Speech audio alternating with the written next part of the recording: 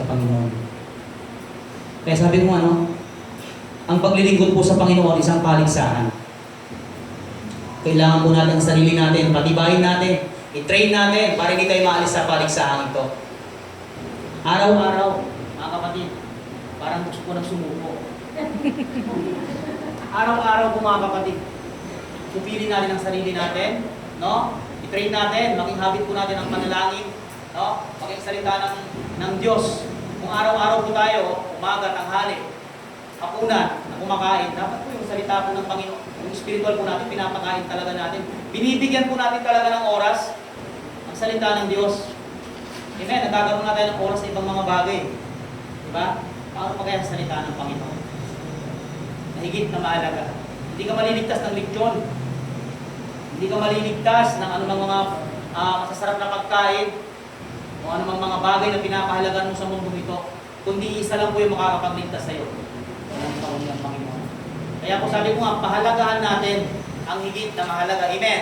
Kaya po yung lagi sinasabi ni Pastora Sara po sa atin, pahalagahan po natin kung ano yung higit na mahalaga sa buhay po natin. Alam ko naman na mahirap gawin. Di ba? Na mahirap talaga ang sumunod po sa Panginoon. Dahil minsan, pag nagbabasa po, sino din nag-experience na po? Magbabasa na, nakaready na, no? Pero tumunog yung cellphone niya. Okay na. Scroll na, scroll. Mamaya na yan, tinubi na yung Bible. Hindi na nabasa. Marami kasi tayo ang Diyos-Diyosan sa buhay natin. Yung tinabi ni Pastor Sara, yung ina-idolize natin. Marami. Hindi lang po iisa, hindi marami po. Na kung hindi tayo naging wise, bagsak po tayo, talo po tayo. Kasi nga sa panahon po natin ngayon, ito na po, nalalapit na po ang pagbabalik ng Panginoon. Kaya maging wise po tayo mga kapatid. Piliin po natin ang tama. Huwag natin piliin ang mali. Amen po ba? Pangalawa po, hindi pa po tayo. Pangalawa, nais pakita ng Panginoon sa atin sa oras po ito. Only God can save us. Amen? Amen. Ang Diyos lang po yung makakapagligtas po sa atin. At hindi ang pera natin, hindi ang sino man. Basahin po natin ang verse 25 hanggang 27. Sabi po dito, mas madali pang dumaan ang kamelyo sa butas ng karayo kaysa isang mayaman na pumasok sa kaharian ng Diyos. Lalong nagtaka ang mga alagad. Kaya nagtanong sila, kung gayon, sino pa kaya ang maliligtas? Tinignan sila ni Jesus at sinabi sa kanila, hindi ito kaya gawin ng tao, ngunit hindi ito imposible sa Diyos, sapagkat ang lahat ng bagay ay kayang gawin ng Diyos. Amen po ba? So, hindi natin pwedeng iligtas ang sarili natin, kundi ang Panginoon lang po yung makakapagligtas po sa atin. Amen po ba? So kahit gaano tayo kayaman, hindi natin kayang gawin ang lahat ng gusto natin. Hindi natin kaya iligtas ang ating sarili, kundi ang tanging Panginoon lang po ang makakagawa na magligtas sa atin. Hindi rin ito dahil sa ating, hindi rin ito sa ating mabubuting gawa. Kung sabihin mo na ikaw ay mabait, kaya ka naligtas. Kundi sa kagandahang loob lang po talaga ng Panginoon. Sabi ng Ephesians chapter 2 verse 8 to 9, ang sabi ng Ephesians chapter 2 verse 8, sabi po doon, hindi na ang tao hindi naliligtas sa kanyang mabubuting gawa, kundi sa kagandahang loob lang po. Habag lang po ng Lord, mga kapatid. Hindi pwede sabihin sa sarili mo, mayaman ako, naliligtas ako nito. Hindi. So habag lang po ng Panginoon. Hindi mo pwedeng gamitin yung kayamanan mo para iligtas ang sarili mo. Hindi sana naligtas na sila yung mga presidente na mga nakatay. Diba? Hindi sana ligtas na sila kung kayang gamitin nila ang kanilang mga pera. Pero hindi. Ang habag lang talaga ng Lord ang makakapagligtas po sa ating mga kapatid. Ay anumang meron ka ngayon, pinapahalagan mo, ina-idolize mo, hindi ka kaya iligtas niya. Amen. Kundi ang Panginoon lang po makakapagligtas po sa atin. Kaya huwag po tayong dumipende sa sarili natin, huwag po tayong dumipende sa ginagawa natin, kundi dumipindi po tayo sa ginagawa ng Diyos. Sa gagawin ng Diyos, at sa kayang gawin ng Diyos sa buhay po natin. Sabi ng Proverbs 3:5, kay Yahweh magtiwala, buong puso at lubusan, at huwag kang mananangan sa sarili mong karunungan. Pag pumasok po, mga kapatid, pag tumubo sa puso natin, na ginagawa natin yan dahil sa sarili nating lakas, at hindi natin ipinagkakatiwala sa Panginoon, delikado po tayo. Baka pagdating po ng panahon, sabi nga ng Matthew 7:21, hindi lahat ng tumatawag sa akin, Panginoon, Panginoon, ay makakapasok sa karya ng langit. Kundi yun lamang sumusunod sa kalooban ng aking Ama. Ito yung favorite verse ni Manny Pacquiao. Favorite verse ni Manny Pacquiao talaga to. Napanood yung mga YouTube ni Pacquiao. Ito yung pinapanood ko eh. Sabi niya, hindi lahat. So, sino pa ba? Di ba? Di ba kung paano mag-share si Manny Pacquiao? Sino ang makakapasok? Yun lamang sumusunod sa kalooban ng Ama. Amen. Ay mga kapatid, dumipindi po tayo sa kalooban po ng Diyos. Hindi sa ating sariling karunungan, hindi sa ating sariling kakayanan, kundi sa Panginoon po tayo dumipindi. Dahil pag sa Panginoon po tayo dumipindi, no, walang bagay na hindi natin kayang gawin. Lahat. Kaya natin gawin pag sa Panginoon, sinuko po natin ang buhay po natin sa Panginoon. Sabi ng 1 Corinthians chapter 1, verse 31, kaya nga tulad ng nasusulat, ang sino mang nais magmalaki, ang ipagmalaki niya ay ang ginawa ng Panginoon. Amen.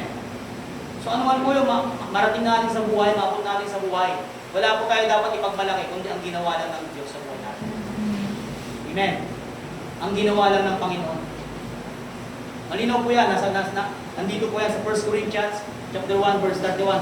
So lahat ng meron tayo, o gaano man kalayo ang nabot mo, ang ipagmalaki mo pa rin ay ang ginawa ng Diyos. Amen po ba? Na wala ka sa kalagayan na yan kung hindi dahil sa Diyos. Amen. Kaya dapat lagi tayong nakakonect sa Panginoon para hindi tumubo ang kayabangan at pagmamalaki sa sarili natin. Minsan madalas dyan tayo napapahamak. Minsan madalas po dyan po tayo na bumabagsak, mga kapatid. Tulad ng isang lalaking ito, akala niya nagawa na niya lahat.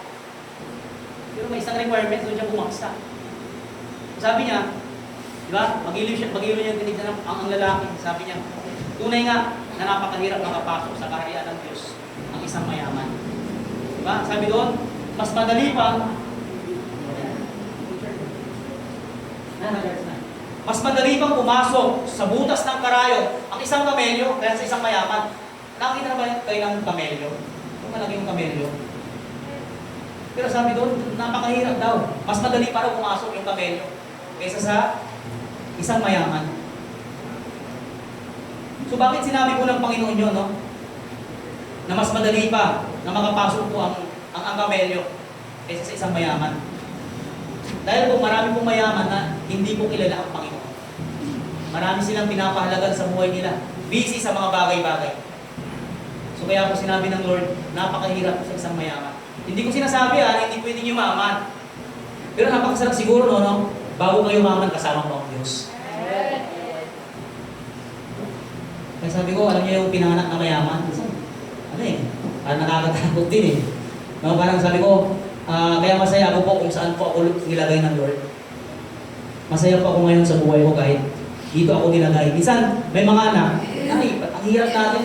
Parang ayaw, parang kung may choice, kung pwede sana pumili, ayaw niya yung kinagisnan niyang pamilya. Gusto niya piliin ang mayaman. Pero bakit na nandito ngayon? May plano ng Diyos sa buhay mo. Amen. Kaya nga sabi ko, no, kung saan ka nilagay ng Lord, makontento po tayo. Ang mahalaga po dito, alam po natin ang salita ng Diyos sa buhay natin. Amen po ba? Ang mahalaga po dito, kahit hindi ka mayaman, at least, guwapo ka naman. Di joke lang. Di ba? Kahit hindi ka mayaman, at least may Kristo ka naman. Yun po yun ang punto ko. Di ba? Kahit hindi po tayo mayaman, at least mayaman tayo sa salita ng Panginoon. Ito po yung higit na mahalaga. Kung mapapansin po natin, no? Nagpakasasa yung isang lalaking yun. Hindi man lang niya maabutan yung taong yun na naghihirap sa pulubi. Tagtag ng sugat, dinidilaan ng aso. Hindi man lang niya mapansin. Tayo, hindi pa tayo yumaman, minsan lupansin na tayo. Kapo ba? Minsan, sabi ng iba, naka-approve lang, yabang na. Diba? Naka-approve lang, yabang na. Naririnig pa kayong gano'n, mga linyahan? Yabang na, grabe. Paano pa kaya pag naabot mo yung napakalaki? Diba? Para bang yumaman ka? Naku, yun po, delikado na. Buhay mo natin. Kaya po mga kapatid, maging wise po tayo. Amen? Sa pagpili. sa tama. Amen po ba? Mag-revise po tayo mga kapatid sa panahon natin ngayon. Marami po. No? Marami ang pandaraya po nag-aaway. So dapat matibay po tayo. Dapat tayo po ang manlalaro na hindi sumusuko. Amen? Dapat huwag tayong sumuko sa labanan. Sabi nga, patay kung patay. Tulad nga ng mga Kristiyanong yun, no, na pinagbabaril. Pagpalagay mo lang na ikaw yung nasa sitwasyon nila. Babarilin ka na, anong gagawin mo? Nakatalikod po, isa-isa sila. Kaya niyo po, i-forward ko sa inyo. Pero parang ang hirap panoorin pag mahina-hina yung loob mo. Grabe, inubos yung baril sa kanila. Lahat ng mga gas inubos, patay na nga. Para silang hayop na pinagbabaril, pinagpapatay. Kung titignan po natin, nakakaawa po sila, tama? Pero mas nakakaawa yung mga pumatay dahil hindi nila alam ang tama.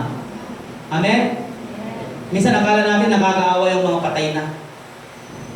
Pero mas nakakaawa pala ikaw na walang Kristo sa puso.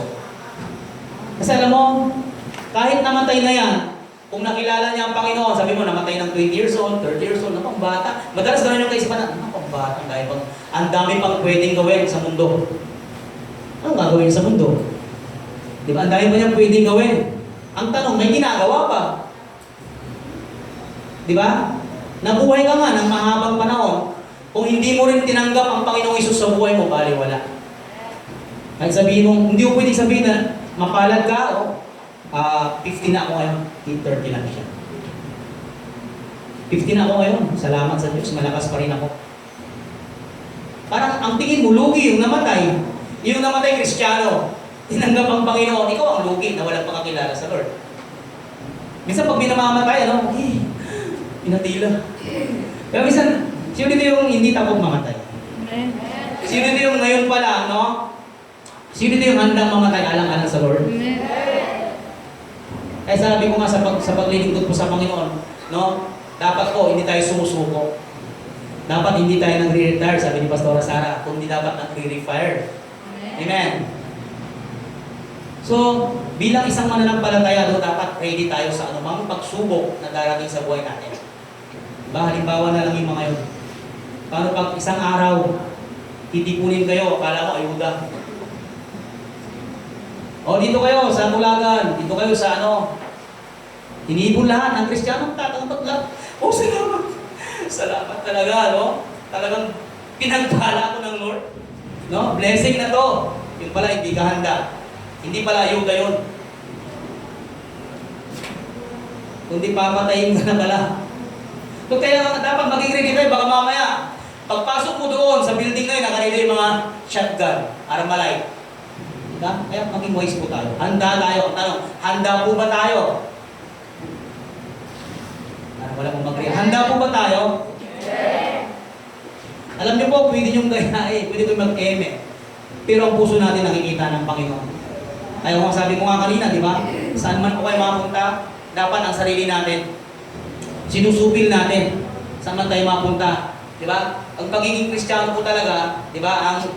Ang pagsunod po sa Panginoon, ikaw mismo, sa puso mismo. Ikaw ang nakakaalam ng buhay mo, hindi ang iba. Pwede mo ipakita active ka, pwede mo ipakita na nandito ka ngayon, pero ang puso mo po'y nakikita ng Lord. Walang perfect. Walang perfect. Pero dapat po alam natin kung ano yung higit na mahalaga. Yun po yung point ng Lord. Kung ano yung higit na dapat mong pahalagan sa mundo. Habang ikaw, habang tayo po, ay nabubuhay. Nandiyan pa ba kayo? Amen. Kaya niyo po, isang oras na lang. Sabi dito, ang pangatlo po, nais pakita ng Lord, whoever surrenders everything to God will be blessed by God. Iniwala ba kayo doon? Ang sino mang magsuko ng lahat sa Diyos, no, ay pagpapalain ng Panginoon. Amen. Sabi po ng verse 28, basahin po natin ang verse 28. At nagsalita si Pedro, tignan po ninyo, iniwan na namin ang lahat at kami sumunod sa inyo. Sumagot sa Jesus, tandaan ninyo, ang sino mang nag-iwan ng kanyang tahanan o mga kapatid, mga magulang, mga anak, mga lupain, dahil sa akin at sa magandang balita, ay tatanggap sa buhay na ito ng 100 ulit pa ng mga iyon. mga bahay, mga lupain, mga kapatid, mga ina, mga anak, at mga lupain. Ngunit may kalagit na pag-uusig. At sa panahong darating, magtatamo siya ng buhay na walang hanggan. Kung sino man daw ang magsuko, no, ng lahat sa Diyos ay pagpapalain ng Panginoon. Kung titignan natin, no, hindi lang doble ang ating matatanggap, kundi 100 ulit pa kung tunay na ang buhay natin ay isinuko natin sa Panginoon. So, ibig sabihin, kayang ibalik ng Diyos ang mga bagay na binitawan natin, yung mga bagay na mahalaga sa atin. No? Kayang ibalik ng Diyos, hindi lang doble. Yung mga pamilya mo, na iniwan mo, yung kayamanan mo na iniwan mo, kayang doblehin po ng Panginoon yan. Kaya huwag kayong sumuko, dahil malapit na akong sumuko sa mic. Amen. Purihin mo ang Panginoon. Amen. So, alam niyo mga kapatid, ano? Na yung mga bagay na iniisip mo, pinapahalagan mo, ayaw yung bitawan. Pag binitawan mo, hindi lang doble ang kaya ibigay ng Panginoon sa'yo. Kundi 100 ulit pa, sinabi ko dito. Amin po ba? Amen. Kasi ang Diyos ay Diyos na makapangyarihan sa lahat. Tignan niyo si Job. Ano nangyari kay Job? Diba? Ano nangyari kay Job? Naglingkod siya sa Lord. Pero binalik sa kanya, di ba? Inuwa lang sa kanya. Amen. Pero binalik sa kanya ng Panginoon. Kasi ang Diyos po ay makapangyarihan sa lahat. Kung baka susubukin ka lang doon. O ikaw, Christine, kaya mo bang bitawan yung cellphone mo para sa akin? Kaya bang bitawan yung mga mahalaga sa'yo para sa akin? Diba? Ang Diyos po kasi, kaya ibigay ng Diyos sa'yo ang lahat ng inihiling mo. Hindi lang ng doble, triple, kundi. Diba? Kung ikaw ay karapat-dapat sa Panginoon, kaya nga minsan, diba? Bakit kaya hindi ko pa natatanggap yung pinag-pray ko? Hanggang ngayon, 10 years na, parang gusto ko nang sukuhan. 10 taon ko nang pinag-pray, 5 years ko nang pinag-pray, bakit wala? Dahil nga hindi ka pa karapat-dapat. Tingnan mas, katabi mo kung karapat-dapat na yan. Minsan nagtataka po tayo, di ba? Bakit ang tagal mo nang pinag-pray, hindi pa rin nangyayari? Kasi po, ayaw ng Lord na mapahamak ka. May gusto pang Panginoon na ipabitawan sa iyo. Gusto ng Panginoon, bitawan mo yung nais ng Panginoon. Amen. Amen po ba doon? Eh, tingin isang lalaki, ang hirap. Grabe. Sobrang napakayaman, tapos sabihin sa iyo, ipagpili mo lahat at ipamigay mo. Pero hindi niya naisip na pag isinuko niya lahat sa Lord, hindi pumasok sa isip niya yun. Kasi ang pumasok po sa isip niya ay yung ngayon, pansarili. Na pag binigay ko ito, mawawalan ako. Sabi ni Bishop Uriel, ang kaisipan ng mundong ito. No, pag nagbigay ka, natural mawawalan ka. Sabi niya. Pero ang prinsipyo ng Bible, pag nagbigay ka, ibubuhos ng Diyos ang pagpapala sa iyo. Kasi po ang sikreto po, nasa pagbibigay. Bitawan po natin lahat mga kapatid. Sabi mo sa katabi mo, kapatid, bitawan mo na yan. Bitawan mo na yan. Huwag kang matakot. Huwag kang matakot. Sagot ka ni Lord. Sagot ka ni Lord. Amen. Huwag po tayong matakot na bitawan. Marami dito ang ayaw sumunod sa Lord kasi maraming ayaw bitawan. Marami ang takot sumunod po sa Panginoon. Dahil maraming ayaw iwan. Pero kung mahal mo ang Panginoon, kaya mo iwan ang lahat, alang-alang sa Kanya. Amen? Amen. Dahil ang Diyos ay Diyos ng mga Diyos, hari ng mga hari. Yung kaisipan mo, iba sa kaisipan niya. Yung plano niya, iba sa plano mo. Ako, ang plano ko, pumunta ng abroad. Ang plano ko, mga ibang bansa. Minsan, Lord, iniiyak ko sa Panginoon. Panginoon, paano naman po yung mga anak ko? Nag-aaral po sila. Magkakalis na po sila mamaya. Ngayon, guys, school na po si God. Pero paano naman po kami? Pero ano po ang naisip? Nung yung pinarating po ng Panginoon sa akin, hindi kita iiwan, hindi kita pababayaan. Kaya kong i-provide ang lahat sa'yo. Amen. Minsan, mahirap kasi yung isip natin sarado eh.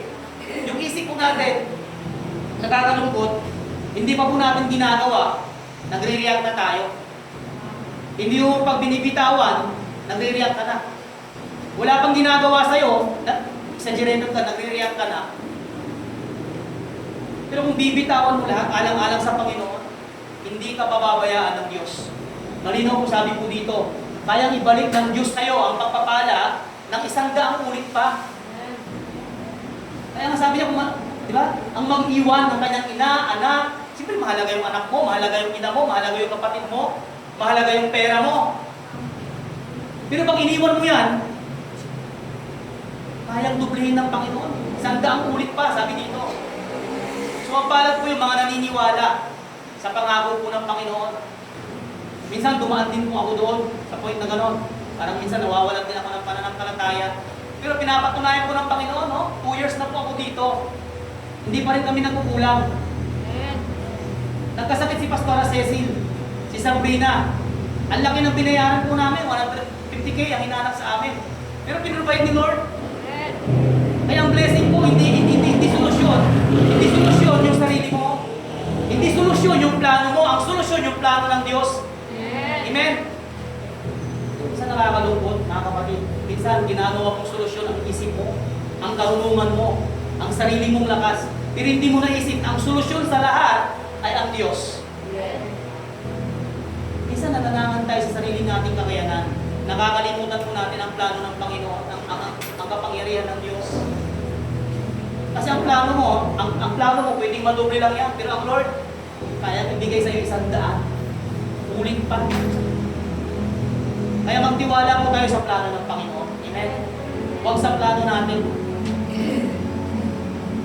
Sabi po ng Isaiah, chapter 41, verse 10. Sabi dito, ako'y sa iyo, huwag kang matatakot.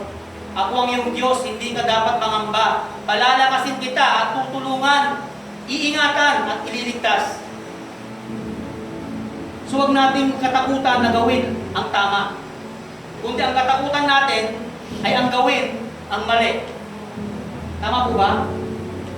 Sabi ng Santiago chapter 4 verse 17, ang nakakaalam ng tama, no, na dapat niyang gawin ngunit hindi niya ginagawa ay nagkakasala. So dapat po bang panghinayaan ang mali? Dapat po bang panghinayaan ang mali? Ano wala akong usap. Dapat po bang panghinayaan ang mali? Hindi ba dapat ang panghinayaan natin ay ang tama? Amen. Ang panghinayaan po natin ang tama na hindi natin nagawa. Hindi po, tama pala, nabahaginan ko yung tatay ko, yung nanay ko ng salita ng Lord. Pero bakit di ko ginawa? Kasi nga may takot ka sa puso mo. Mas pinili mo yung mali kaysa sa tama. Yung tama, no, na ibahagi mo yung salita ng Diyos sa pamilya mo, hindi mo ginawa. So kasalanan mo sila sa Lord. Kasi alam mo yung tama na hindi mo ginawa at hindi mo ginawa. So mga kapatid, hanggat may oras pa, gawin natin, sabi nga, be wise in choosing, title po natin. Piliin po natin na gawin po ang tama kaysa sa mali. Amen? Amen po ba? Andiyan po ba kayo? Minsan kasi, akala natin tama, pero mali sa Lord. Yung revelation ni Lord sa'yo, tama. Ay, ng demonyo, tama. Pero ang kapahayagan ng Lord sa'yo, mali. Eh, pinipilit mo yung tama. Pinipilit mo yung mali. Hindi lahat ng tama sa paningin natin ay tama. Kundi ang tama, no, ay sa paningin ng Panginoon. Amen. So, alam mo ng mali, nagpapatuloy ka pa rin. Alam mo ng mali, sinusunod mo pa rin yung kalooban mo. Dahil ayaw mong sumunod sa Panginoon. Ayaw mong bitawan yung mga mahalaga sa'yo. Kaya sabi ko, marami tayong pinapahalagan minsan na hindi naman mahalaga sa Diyos. Minsan mali ang pagsunod natin sa Panginoon. No? Huwag natin panghinayangan. No? Panghinayangan na natin ang lahat. Huwag lang ang mali. Dahil ang mali ay mananatiling mali kung hindi natin itatama. Tama po ba? Kaya tayo bilang mananampalataya, kung alam natin mali, itama natin. Amen? Ikaw ay nakakaalam ng tama eh. Kinakausap ka ng banal na espiritu para itama ang mali. Pero hindi mo ginagawa.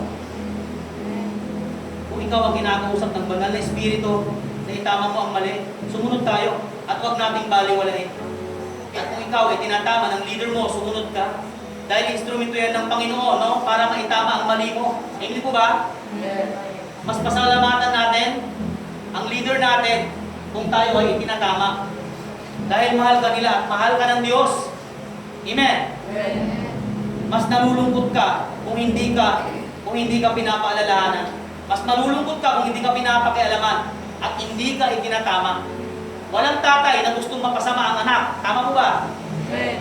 Walang tatay na hindi na gustong mapasama ang anak. Dahil ang tatay mo nagmamahal sa anak. Amen. At huwag sumama ang loob ng pag tayo ay tinatama. Sa umpisa, masakit. Masakit din naman talaga eh. Masakit din naman talaga pag itinatama tayo. Mapagsabihan. Pero alam nyo, andun ang kagalingan. Amin po ba? Amen. Pag tayo kinukulit, andun po yung kagalingan. Gusto kong bumalik. Kaya nga diba, isang atleta, diba? May coach. Tama po ba? Kahit sa basketball, sa boxing, may coach po yan. At sila po yung nagtitrain. Diba? Nagtitrain sa mga hinahawakan nila. Eh, di ba, sila yung umupuna ng mali nila. Ay, mali yan, Pacquiao. Mali yung pasok mong yan. Di ba, kumaliwa ka. Kumanan ka. Hindi pwede yan, lumayo-layo ka. Mga ganon, di ba? Huwag kang lalapit, huwag kang didikit. Mananakaw ka dyan. Napakasarap na may coach. Amen. Napakasarap na may nagpapaalala. Amin po ba? Amen. Amin po ba? Amen. Amen. Alam niyo mga kapatid, hindi tayo itatama ng Panginoon. Mapalad tayo kung tayo tinatama po ng Panginoon. Marirealize po natin pagdating ng Diyos, tama pala, no? Ang ginagawa ng Panginoon sa buhay mo. Kapag tinanggap mo ang pagkakamali mo, nakinig ka sa sinasabi ng Diyos, makakaasa ka sa kapatawaran ng Panginoon. Sabi ng 1 John 1:9, subalit kung ipinapahayag natin ang ating mga kasalanan, patatawarin tayo ng Diyos sa mga ito at lilinisin tayo sa lahat ng ating kasalanan sapagkat siya'y tapat at mabuti. Amen. Kaya huwag tayong matakot na aminin na tayo ay nagkasala. Huwag tayong matakot na piliin ang tama. At higit sa lahat, huwag tayong matakot na ituwid ang mali. Amen? Amen. Be wise in choosing. Sa panahong nalalapit na ang pagdating ng Panginoon, dapat maging wise po tayo sa pagpili. Dahil sa panahong ito, marami ang ginagawa ng kaaway para dayain ka at dalhin ka sa mali. Kaya sana'y manatili pa rin tayo sa tama. Amen? Dahil ang plano po ng Panginoon sa atin ay makasama niya pagdating ng panahon. Nalulungkot pa ang Diyos pag nalilihis tayo ng landas. Dahil ang gusto po ng Panginoon, makasama mo siya pagdating ng panahon na natapos na po natin ang lakbayin natin sa mundo. Ang buhay, mga kapatid, may ilang. Sabi nga ni Pastora Tess, nung nag-cheer po siya doon sa Lamay, mapalad ang tao ngayon kung umabot na ng 50. Sino din yung mga 50 na? Sino din yung lumagpas na ng 50? Purihin ang Panginoon, palakpakan po natin ang Lord sa buhay nila. Napakapalad niyo po dahil inabot niyo po yung edad na yan. Dahil bonus na raw po yan sa inyo. Sa panahon kasi natin ngayon na COVID, no? Sabi nila 60 dati. Pero ngayon 50 na lang, pababa ng pababa. Pag nalagpasan mo yung 50, bonus na lang yan. Purihin ang Panginoon dahil inabot mo yung edad. Dahil sa panahon ngayon, nababalitaan natin, may namamatay sa COVID. 20, 25, 30. Pabata ng pabata, yung namamatay. Di ba kaya mapalad na kung ikaw ay 50 na ngayon? Di ba? Kaya sa mga 20 years old na katulad ko, mapalad po tayo. Di po, mapalad po kayo kung kayo inabot ng 50. Bonus na po yan ng Panginoon. So yung 50 years old na yan, no? Huwag natin sasayangin. Dahil malapit ka na sa finish line. Sabi mo sa katabi mo, malapit ka na. Malapit ka na. Malapit ka na. Malapit ka na. Yan po yung katotohanan na hindi natin maiiwasan. Mga kapatid, yan po yung katotohanan na hindi natin maiiwasan. Ang malapit na tayo. Hindi ko pwede sabihin na porkit bata ka pa, 20 years old ka pa, 30 years old, matagal ka pa. Hindi ko pwede sabihin sa panahon natin ngayon. Tama ba? So ang buhay po natin ngayon, dapat maging wise na tayo sa pagpili. Kalimutan na natin, talikuran na natin yung mga bagay na pinapahalaga natin. Ang mahalaga po dito ay isuko natin sa Panginoon ng lahat. Kaya sabi nga, be wise in choosing. Sa panahon natin ngayon, maging wise talaga tayo. Kaya sabi ng kanta, di ba? Ulitin ko lang, no? Ay yung favorite ni Pastora na kanta dito. O alam mo ba kung saan ka pupunta? Alam mo yung kanta yun? O alam mo ba kung saan ka pupunta? Kung patuloy ka sa pagkakasala. Hindi ko na alam yung karot ko yun. Yun lang yung alam ko na favorite ko ni Pastora Ceci lagi. Lagi niyang pinapaalala sa akin, ha? Diba? O alam mo ba? Lagi niyang pinapaalala sa akin. Lagi niyang kinakanta yung kantang yun. Kaya hindi ko rin po makakalimutan yung kantang ko. Alam ba natin kung patuloy tayo sa pagkakasala, alin natin dumating ang Diyos. Ngayon, dumating ang Diyos, hindi mo inaasahan, ginagawa mo ang mali. Nag-i-enjoy ka sa mali, alam mo na mali, i-enjoy mo pa. Diba? Alam mo man ang mali, nananatili ka pa. Ang maganda dito, kung nagkamali ka, itama natin. Amen? Amen. Ang maganda dito, hindi naman tinitingnan ng Lord yung pagkakamali natin eh. Hindi naman tayo hinuhusgahan ng Lord. Ang nais lang ng Panginoon, ayusin. Amen? Hindi, sabi nga ni Pastor Saray, ang Diyos hindi nagtatakwil ng kanyang anak.